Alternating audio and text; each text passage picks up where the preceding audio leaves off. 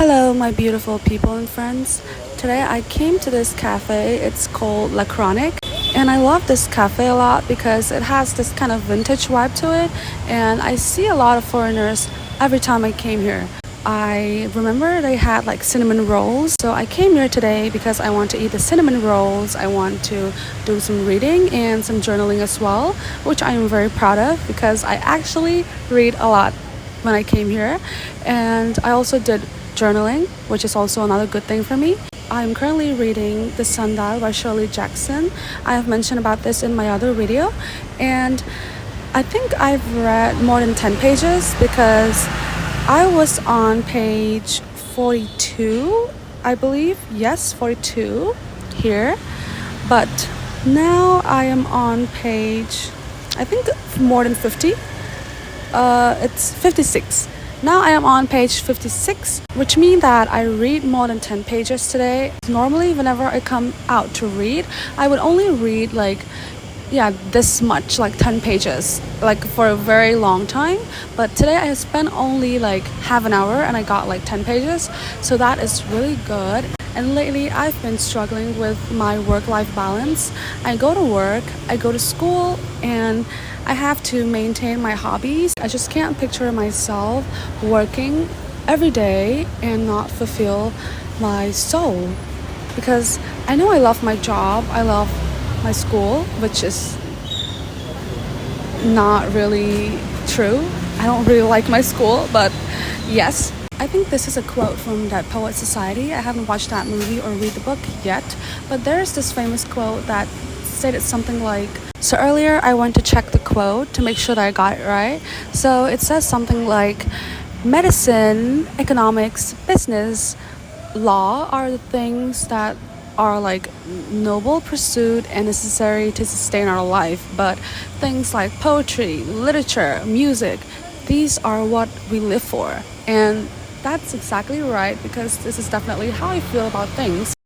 Every single day when I got home, I will always try to find some small time for myself to journal, to read, to write, and I would do some small rituals for myself, like lighting up my candles. These are just like the small little things that fulfill me. Also, everyone, I came across this article on Substack. I read a few articles this morning, and this one sticks out to me because I relate to it a lot, and I might as well share it with you guys. So I went back to look at the article and I wrote down some notes in case I forgot what I wanted to say. So she said something along the line of, modern life is designed to be boring. You work to live and you live to work. And I think this is really true because I myself has become a victim of this system. I live to work and I work to live. But The thing is that I will not allow myself to be this way. I think we as a people, we tend to seek validation. We want to be seen, we want to feel validated, and we seek external validation. I think this is the beginning of how we lose ourselves. So we must do everything possible to keep our humanity alive in this monotony. And I think this is very beautiful. She also stated that not everything you do has to make sense. The world is very demanding. It demands productivity, efficiency, and purpose.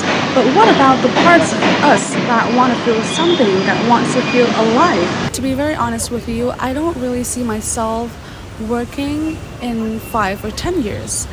I see myself as someone who would travel a lot, who would read a lot of books, who would journal, who would sing and dance. She also mentioned that we should do things that has no other purpose besides making us feel enchanted.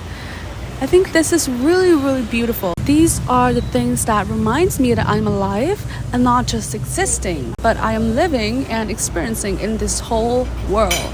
I told you that I've read a few articles on Substack this morning, and this is another one that caught my attention because the topic is relatable and the way she writes it is just very endearing. It's about books recommendations, and I realize this and how it relates to me so much is because me and my professor often share book recommendations a lot. But let me tell you, people tell on themselves through their favorite books. The story they hold closest are often the ones that mirror their hidden longings, the life they wish they lived, the feelings they're afraid to name, the softness they guard carefully. When I read my book and I love that book, it's because I feel relatable to it, I connect to it on some level, emotional level, spiritual level. For example, I loved Madonna in a Fur Coat because of the main character. He feel like he doesn't belong in this world. He feel lonely. He feel like no one understands him. He doesn't see any purpose in life. And I relate to it a lot because at a certain point, I think I do feel the same way as he did. And the main character, which is Maria, I relate to her so much. Like, there's a lot of female rage in the book. She described how the society confines her as a woman. Every books that I've read and loved, they hold something special in my heart. And the moment that I recommend it to someone, it means I love that person. I think that person would enjoy it. The author also said something very captivating. So when someone says, you should read this, I don't just hear suggestion. I hear, this is who I am and I think you might understand. My favorite books says a lot about me as a person. This reminds me of my professor because me and my professor, we always share book recommendations. I would recommend books that I like to him and he would recommend his book to me. This is why I love the sentence that she wrote a lot. This is who I am and I think you might understand. Because when I read the books that my professor recommended, I understand him even better. I know what kind of person he is. I know what kind of stories he liked and the kind of hidden longing inside of him. Another thing is, I think I know and understand my professor a lot, which mean that I would know the kind of books that he would enjoy or would like.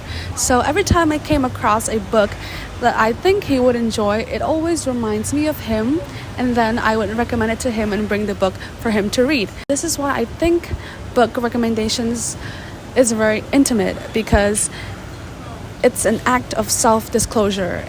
I think it's just something very beautiful. I feel very happy about it, and I just want to share it with you guys that if someone just recommended a book to you, it's not just a book recommendation. Look at my notes that I took.